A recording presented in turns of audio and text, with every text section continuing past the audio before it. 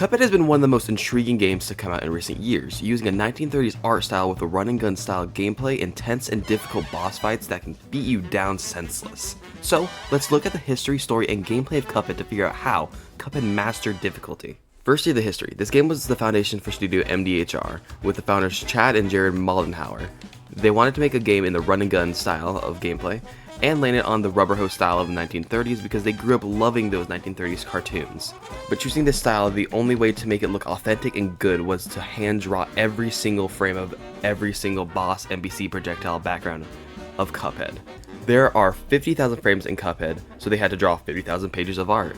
And it shows. As a person who has always loved art, I can't help but gawk at how good all these animations are, and it sucks because you never even notice half of them because like something like the backgrounds, you're too focused on actually defeating the bosses than even being able to see them. This game was made not to be fair. The brothers envisioned this game less of memorization and just going with the motion and more of adaptation. Going on the fly, and it shows. Because when you play this game, you are never truly safe. Cuphead took 7 years to make, mostly because of how long it took to make every single frame and the amazing soundtrack that accompanies it. Now the story. It's just gonna be on the fly because the story is probably the least important part of the game. The setup is simple. Cuphead and Mugman find themselves at a casino where they're on the winning streak on a craps table. So the owner, aka the devil, bets that they won't win the next roll. In exchange, if they win, they get the casino. If not, they get their souls. Obviously, they lose. So they have to go and round up all the debtors by the end of the day, or else their souls are his. Now gameplay. I want to talk about each boss run and gun, both in the sense of me as an okayly experienced player replaying this game and a complete noob. And at insult to injury, we are going to add this handy dandy timer so you can all laugh at me. And this shows how long it took me to complete each boss run and gun. We're thrown into the tutorial where we learn how to walk, jump, dash, shoot, lock, and use EXs, plus the concept of capitalism. Mr. Macintosh over here gave us 3 coins, which is enough for a new weapon, so I took Roundabout and got to our first boss fight, the Root Pack, where we stomped it in only one try, with a time of 1 minute 26 seconds. This fight is basically just a way to learn how to get used to all the basic mechanics, similar to Goofy Le Grande, where I did sadly die. Now this boss fight is for learning about how to dash and duck, with his jumping and mollywop special only taking me 2 minutes. Force Volley is my first running gun. I first tried it, taking me only a minute 30, but don't get it twisted. The first time around, this one can be a bit of a bitch. The constant barrage of flowers, projectiles, and overall lack of experience can make this one a mild challenge, especially without Tracer. But then I got Smoke Bomb, which is basically a charm that makes you go invisible and invincible, so my go-to charm. Now we learn about aeroplane levels. Basically takes all of your shots and parts, throw them out of the way, and all you have is your plane, what they can shoot, and I hate them. They are my kryptonite, and you'll see. You'll see. The first of these fights is Hildeberg, and finally gave me a challenge. When I played Cuphead for the first time in ye olden days, I could always tell this one's definitely more difficult, but at the same time fair, taking me a while to get, but I never struggled too hard in only one area. More didn't know how to juggle everything just right just yet because of my lack of experience. It only took me 8 minutes and 30 seconds, but still, an okayly hard one. Now we go into Treetop Trouble, where I'm not gonna lie, I eat shit. I don't know why, but something about how the dragonflies come down in very annoying, unpredictable patterns, the dance with death that is the parkour, and the sometimes annoying and not really easily predictable mini-boss just made me eat shit. Especially without Tracer, it took 20 minutes and 51 seconds for the second run and gun stage. After I collected the shadow remains of my ego, I went on to fight Ribby and Croaks. This boss fight is generally tough if you are a noob. Now with my knowledge of this game, I can easily state that this first stage is piss easy, just jump accordingly and swat away these flies. Second stage is a snooze fest, just pay some mild attention and you'll be Gucci. And lastly, the final phase. This one can be tough. The frogs are really easy, just don't mess up your jumps. The bulls can be a bit annoying if you aren't paying attention too much to where they're coming from. And the tigers can fuck off. I don't like these things because they have really annoying, unpredictable patterns that just, it's just like the moment you mess up even a second, you just are done for. Screwed, bye-bye. Still, it only took me 7 minutes and 13 seconds. We made a pit stop at the mausoleum to get our first super art. You just parry some ghosts and then you get a penultimate ability that does heavy damage. If I'm being technical, EXs are better, but I procrastinate so much on them that I would rather just get it out of the way with than, care about the consequences later. Cagney is definitely not the hardest boss in Aisle 1, but I've done him so many times because for some reason I struggled with him a lot when I was a noob. Maybe something about how his minions work, or maybe just how unexperienced I was, but I just played him so many times that at this point I know him so well that I laid his ass out in 1 minute and 3 seconds flat. Generally a tough boss, but I've done him so many times I just knew how to fuck him up, getting your asses straight into Aisle 2. On Aisle 2, the boy Elder Kettle tells us, hey, just beat these bitches to a pulp and go and beat the devil to the ground. Got it, Dad. So we took on the next boss, that being Beppy the Clown. Now yes, these ones are more difficult. I'm not mollywopping them the moment they come out on stage, but I wouldn't say there's all too much that really gets me bad in Isle 2. Beppy can suck because of how his balloons can spawn in conjunction with the train, similar story with the horses, and the final stage is mostly on clearing out the penguins. It only took me 18 minutes and 31 seconds. Next was Funhouse Frazzle, where the biggest threat was my keyboard. Oh my ass. Oh my god. What the fuck? Oh, fix Windows! Now, in all seriousness, this isn't a hard one at all. It can be disorienting with you going on the ceiling, but even then, it only took me 6 minutes and 30 seconds. I used that wealth to get Lobber and Converge, which I didn't really need or want, but I really needed Crack Shot, so I had to get him. Baroness von Bonbon is next, where she truly it just ain't hard. There are minions that she can send out which can be difficult, but even then, given some luck and skill, it won't take you long. Personally, it only took me 2 minutes and 7 seconds. Funfair Fever is next, taking me only 5 minutes and 39 seconds. The only part that has me sweating here is the end of the hot dog, where you can just be caught with your pants down at any point. Now while I warbles, this boss can fuck itself, all the way back to its goddamn fucking nest, because oh this little shit. The first 2 phases, if you just stay to the back and pay attention, you'll be fine, no problem at all. But this little shit goes back and forth, making it annoying to hit him consistently, and these floating spiked eggs feel so annoying to dodge and weave through. And the final part is pretty chaotic as well. It took me 12 minutes and 48 seconds, but trust me the first time, oh my god. We quickly scooped up the second super art, this one giving invincibility. I don't really care for it, but you know, I don't know why I'd be planning to get her anyways. Made a little pit stop to Jimmy the Great, an okay hard boss fight. The first phase has either a chest with swords, easy, cats, that's okay, and junk, you could fuck yourself. I don't really like this one for some reason. The second phase can have some unfortunate timings, but generally it should be easier than all beliefs. The third one, he is in a sarcophagus and I just stay at the top and feel good. He reads my mind to make a Cuphead and also a turban that in conjunction is mildly infuriating. Last phase isn't too bad, just pay attention and you'll be okay. This one took me 11 minutes and 41 seconds. Now if you know this game, you know what comes next. Grim Matchstick. And just so you know, I streamed this game so far. We are still on the first stream, and I only did the first 2 aisles, and we still have nearly 2 hours left. Grim isn't necessarily that bad. Most of the time, the first phase can be annoying if the tail blocks you off in just the right way, or the second phase can be annoying with the little shit fires that can arc weirdly. But you can still predict it okayly well. But the last phase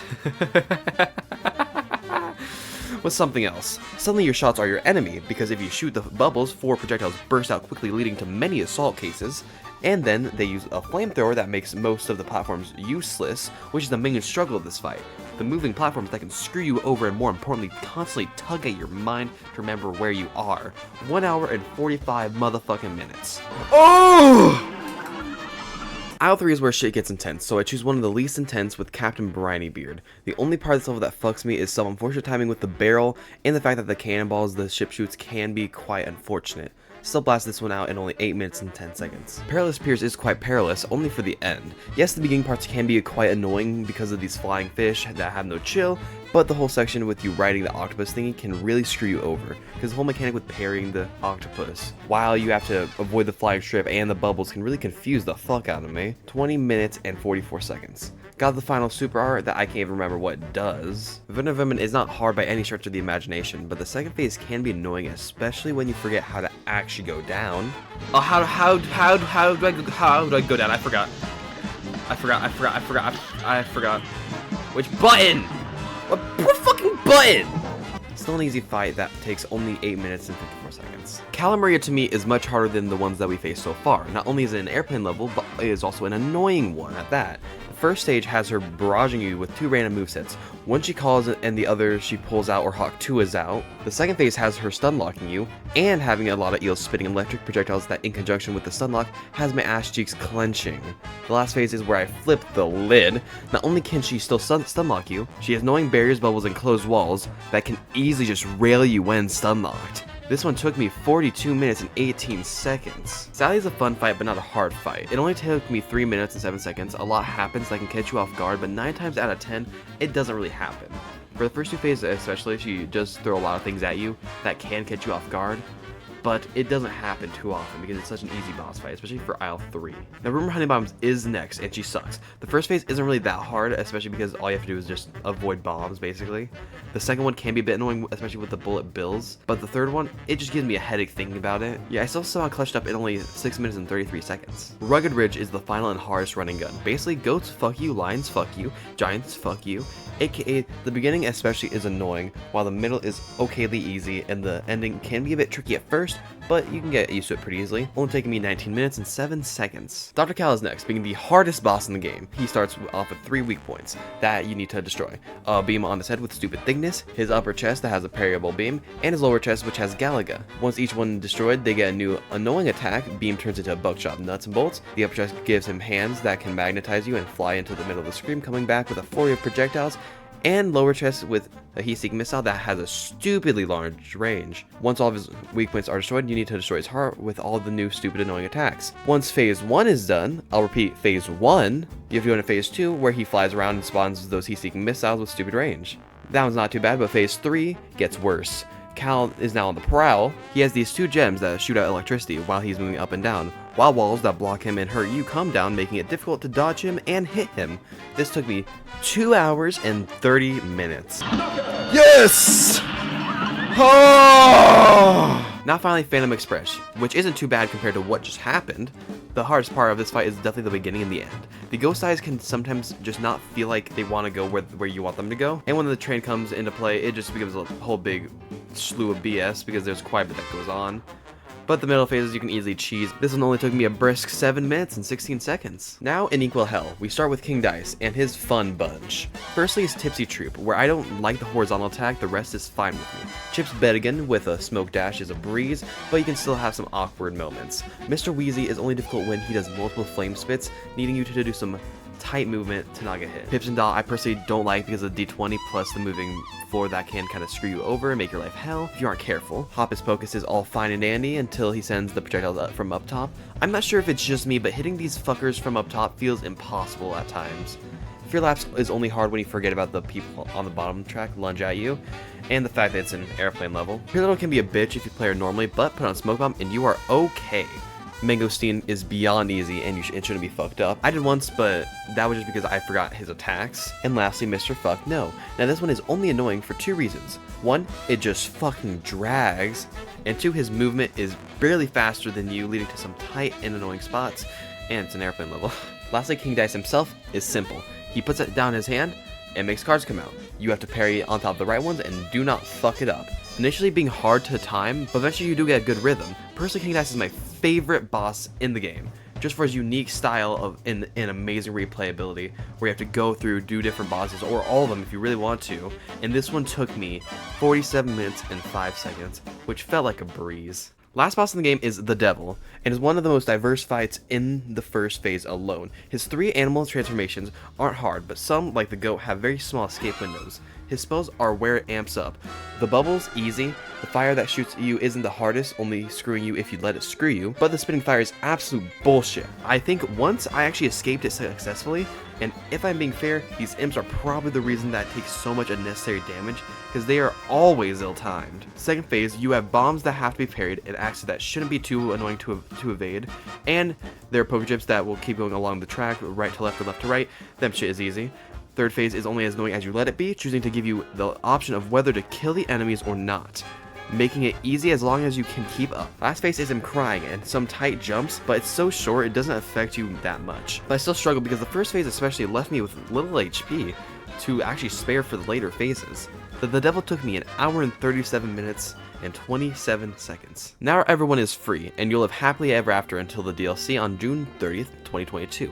The premise is simple. You go to a new island/isle where you find a ghostly Miss Chalice, you eat a cookie, and she becomes a real girl. That was all because of Chef Saltbaker, who's the best baker around, and if you get all these ingredients from Mike Tysoning some people, he can make you a wonder tart that can make her real forever. Now you have Miss Chalice, who can double jump, has an invincible slide, and dashing is also parrying. The super arts are also different with her, and her airplane shots are different as well, but I don't personally like them. Our first boss is Glumstone the Giant, who, like all these bosses, love to make you think, holy shit. The first phase, he can do 3 different moves, all while the platforms are moving. Being getting destroyed and being assaulted by gnomes. The second phase has 2 puppet hands that chuck a ball while these gnomes are training to be Olympic divers. And the final phase, you battle his stomach acid and the food he's giving to the skeleton horses. 20 minutes and 23 seconds. Mortimer Freeze only sucks for a second phase. The first one is piss easy, just pay attention to him and his moves, and the last one only has a couple of annoying parts, but it feels like the last phase is over in like an instant. The middle one has weirdly telegraphed moves for moving, ice cubes within ice cubes, and an enemy's constantly giving you back shots. This one took me 13 minutes and 14 seconds. We went to do some of the King's challenges for some coinage, breezing through the Pawns Knights. Now the Howling Aces are a tricky one. A lot happens during the first 2 phases, but isn't necessarily that bad. It's the last phase, especially when it twirls the camera around, that can be disorienting as fuck, only taking me 11 minutes and 47 seconds. We finished the Bishop before going onto my least favorite boss in the DLC, Esther Winchester, which can suck my dick. The first phase I can handle. They bombard you with dynamite flying horses that go Hakatua, and Esther herself shoots ink that comes back and pulls a cactus on screen, blocking it temporarily. Second phase is a bit annoying because of the randomness of the junk that she pulls in, and the saves are kind of weird how they lob at you and home on you kind of bit. Third phase sucks because you can't realistically know where the beans are coming from, and more importantly, it's a weird one to adapt to with how the stakes fly around. What I can adapt to is the motherfucking fourth phase, with this going on.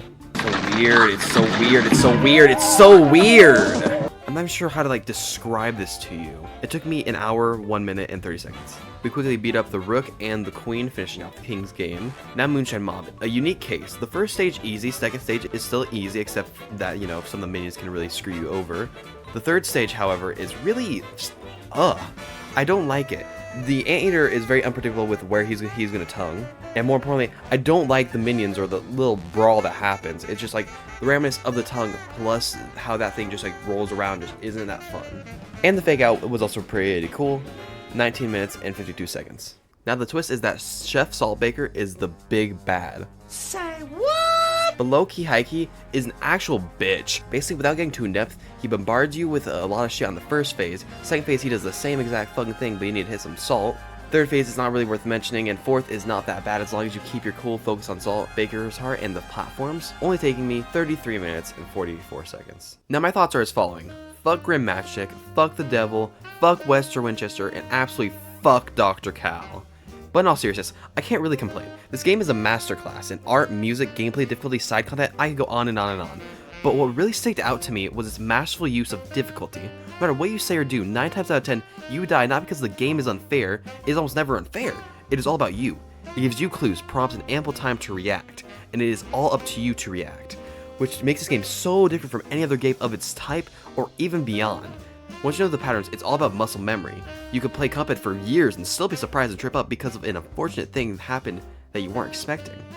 Not only making this game difficult, but also replayable to the nines. Even at the worst, like Cal, I knew it was my fault and I knew I was doing something wrong that I could have done better. In every sense, Cuphead mastered difficulty. And I didn't think I had to say it, but 10 out of 10. Thank you for watching How, the series where I look at a game's history, story, and gameplay to reach a conclusion on how a game became as popular as it did. If you liked this video, please consider subscribing. Have any suggestions for games to play, leave them down below. And if you wanted to check out my community tab, there's a poll going on till Monday about which game you wanted to see me play next. The choices are The Binding of Isaac, Hollow Knight, God of War, and Phasmophobia. And lastly, until next time, see ya.